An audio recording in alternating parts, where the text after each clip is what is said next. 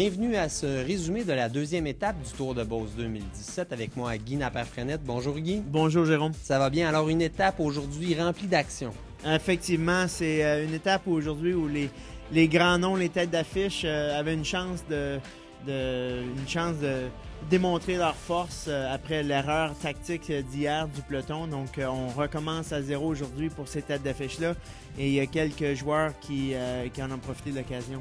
Alors, notamment, on a eu quand même là, des échappées en début de course qui se sont organisées. Oui, absolument. Donc, il y a eu une petite échappée d'environ 6 coureurs qui, très tôt durant le parcours, ont décidé de prendre d'assaut ce parcours. Aujourd'hui, le peloton n'avait aucune intention de donner plus que 3 ou 4 minutes à ce groupe d'échappés-là. Bien entendu, avec l'historique d'hier. Donc aujourd'hui, c'est sûr qu'on contrôlait pas mal plus cette échappée-là. We are seeing right here the jerseys. The Travis McCabe, who was a white jersey yesterday, didn't take the start this morning. That's correct. Travis woke up this morning with an illness, so had to withdraw from the race. Which is unfortunate because he was well placed to do some good things today. We left from Lac-Mégantic this morning, what is becoming a classic start, neutralized start for the first 5K. And then at the roundabout we go, and it's in my opinion the most beautiful stage, as you can see here, the most beautiful stage at the Tour de Beauce, around Lac-Mégantic, up the Mont-Morne and back to the Mont-Mégantic.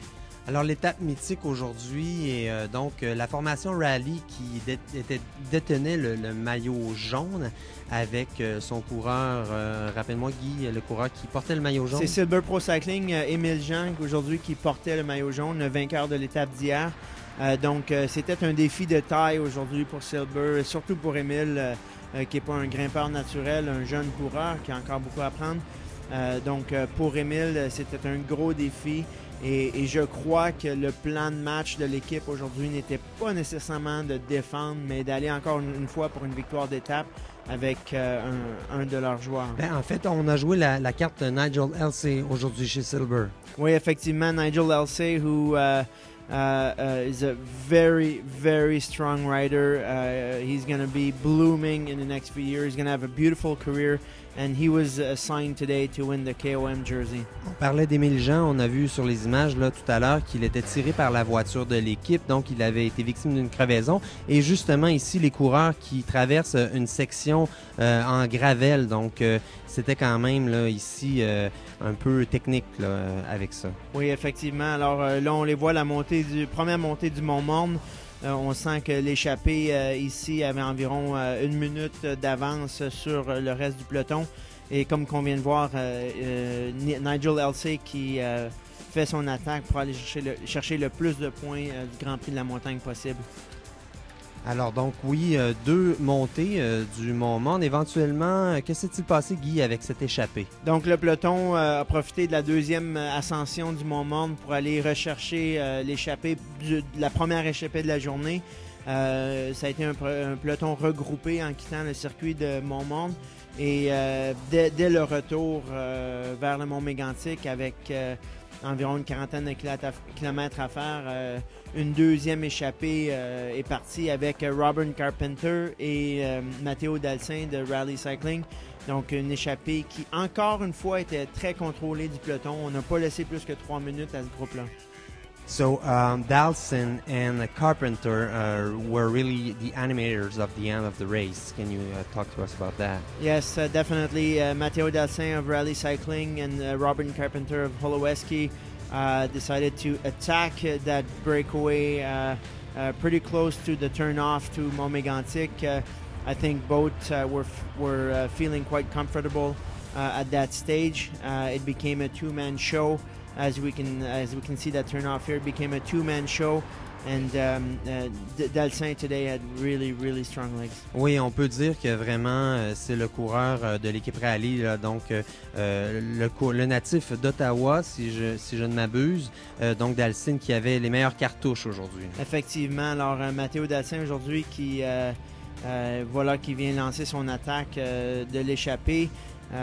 Matteo Dassin qui est en très bonne forme. Alors on peut voir son physique de grimpeur, un très grand athlète, frôlant 6 pieds. Et puis Robin Campeter qui voit l'opportunité ici de rejoindre Matteo, travailler ensemble. Mais pour Matteo aujourd'hui, on a profité des 3 derniers kilomètres pour littéralement larguer Carpenter. Dassin alors on voit son mouvement d'épaule qui est très très confortable en selle. Carpenter a sué un peu plus. And on those images here, we clearly see that Dalsin did take away from Carpenter. With 3 kilometers left to go, Dalsin just put the power to the pedal, and as you can see in this beautiful shot, his gap was significant at that stage of the race. All Dalsin had to do at that stage was to focus on his riding, focus on his breathing, focus on his pedaling, and get to the top with that lead that he had, and he did a beautiful job controlling his attack. Alors donc il a pris l'arrivée de l'étape avec une avance d'1 minute 5 secondes sur Carpenter. Alors qu'est-ce que ça va donner au général maintenant? Donc classement général, d'ailleurs on savait que ce n'était pas du groupe d'échappés qui allait remporter le général. Donc on voit, excuse-moi, je t'interromps, on voit ici Sepkos qui a gagné l'étape de Mégantic l'an dernier, le coéquipier de Dalsin qui a pris le 3e rang. Donc, si on poursuit avec le général. Donc, au général, aujourd'hui, c'est Jelly Belly qui remporte le maillot jaune avec son coureur Keegan Swerble. Keegan Swerble qui est le champion américain U23 en 2014 et 2015. Et donc, qui d'ailleurs s'empare donc du maillot rouge également, effectivement, destiné aux meilleurs jeunes. Effectivement. Donc, lui, il mène les classifications meilleurs jeunes et maillot jaune. Mais attention, on a Jack Burke de la formation Aievelo qui est à seulement 4 secondes. Et puis Jordan Chain de Jelly Belly aussi qui, lui, est à 10 secondes du jaune en ce moment. Et demain matin, attendez-vous à d'autres changements. Yes, because tomorrow is the time trial, and you were talking about Jordan Chain and saying that he is a good time trialist. Jordan Chain finished second at Tour de Beauce in the time trial stage here 2 or 3 years ago. He is a specialist in the event, and I believe that he will be donning the yellow tomorrow. Should no accidents occur tomorrow. Un petit mot peut-être simplement concernant Bruno Langlois qui aujourd'hui a terminé 23e et pointe maintenant là, au 11e rang au général, donc à la porte là, du top 10. C'est malheureux pour Bruno Langlois aujourd'hui qui a subi une crevaison à 15 km de l'arrivée en ascension. Quand tu arrives avec une fin si près et que tu subis un ennui mécanique, une crevaison, ça ralentit, ça l'arrête tous les efforts finalement. Donc c'est malheureux pour Bruno. Il aurait peut-être pu aller chercher un autre 30-45 secondes de plus au classement général, ce qui l'a ramené peut-être au 5 ou 6e rang.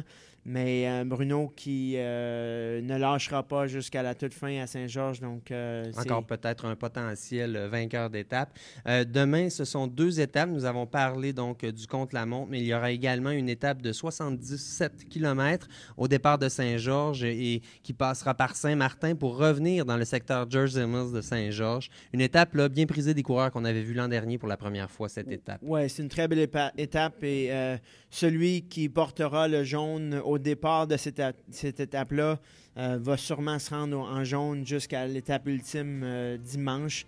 Donc, une demi-étape de 77 km. Habituellement, il n'y a pas beaucoup de changements au classement général, ni au critérium. Il n'y a vraiment pas de changement à ce niveau-là. Donc, le contre-la-montre demain prend une importance significative pour les 3 premiers en ce moment au général. Alors, puisque tu parles de la dernière étape de dimanche, on vous informe, chers téléspectateurs, que nous aurons une diffusion en direct. We'll have a live webcast of the last stage on Sunday starting at 10:50.